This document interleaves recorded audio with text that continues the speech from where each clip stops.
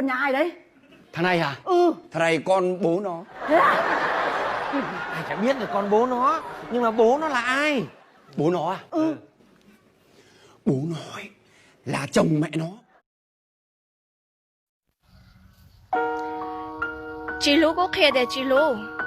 Chị sao là tôi Lu à? Vì thế tôi nước giống nhà của nó. Chị bảo tôi chung mò. Cô cháu phú dơ, cô cháu nèo. Bé nhẹ lo nhẹ tay, bé nhẹ chỉ tao kia là. Thọ bé chừng gần tới thia, thọ bé mua là tên nó, thiết thọ bé.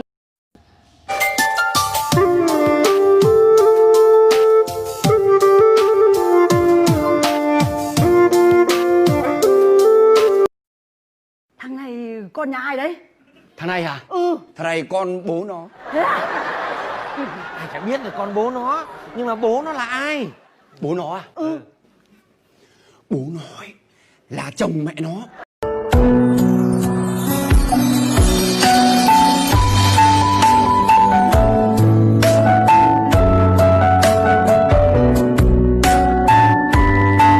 Trên trời có triệu vì sao, xếp thành 4 chữ vì sao yêu người.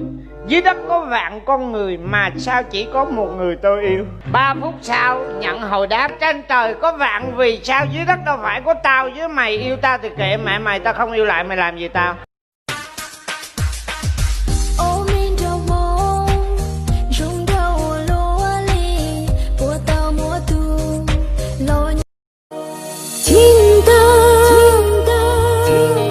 Apakah itu cinta? Bertanya tanpa sengaja. Cinta berkorban jiwa.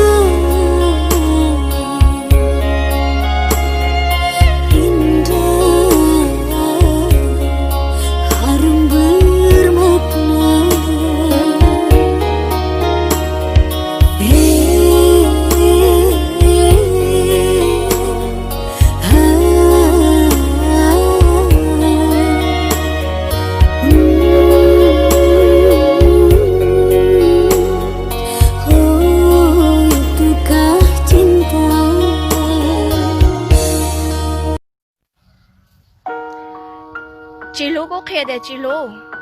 Chị sao là tôi Lu à? Vì thế tôi nước giống nhà của nó.